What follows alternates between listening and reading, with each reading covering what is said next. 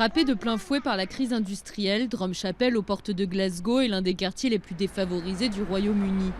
Chômage, pauvreté, criminalité et consommation de drogue et d'alcool. L'espérance de vie est de 69 ans pour les hommes, c'est aussi bas qu'à Bagdad. Pour sortir de cette spirale infernale, certains pensent que la seule solution est l'indépendance. J'en ai vraiment marre du gouvernement de Westminster et la pauvreté et tout ça. C'est pour ça que je vais voter oui. Oui, je pense que cela va beaucoup nous aider. Quand on aura notre propre argent, on pourra le répartir de façon plus juste. On pourra injecter de l'argent dans nos écoles, dans la sécurité sociale et de manière générale, cela va aider les gens. À Glasgow, le taux de chômage est de 10%. Dans ce quartier, c'est plus du double.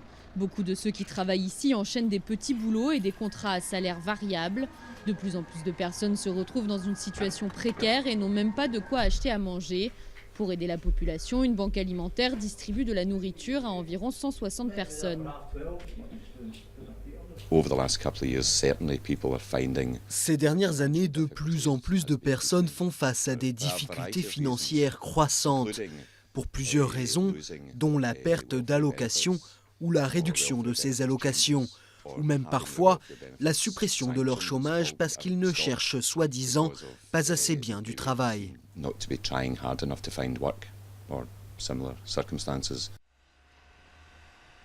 ce quartier populaire, le oui n'est pas automatiquement majoritaire. Drumchapel est un quartier qui a toujours plutôt voté pour le Parti travailliste et le Labour appelle à voter non. La campagne du oui doit donc les convaincre de voter pour l'indépendance. Nicola Sturgeon est venu faire campagne vendredi devant des électeurs partagés. Il reste encore ici quelques sceptiques. C'est assez difficile comme ça de trouver un travail. Ils vont chercher des étrangers de toute nationalité. Du coup, nous ne pouvons pas trouver de travail. Ils acceptent les emplois sous-payés. Ils travaillent pour 5 livres de l'heure. Et nous sommes britanniques. Et nous ne pouvons pas en avoir. Notre pays est envahi par les différentes nationalités et nous ne voulons pas cela.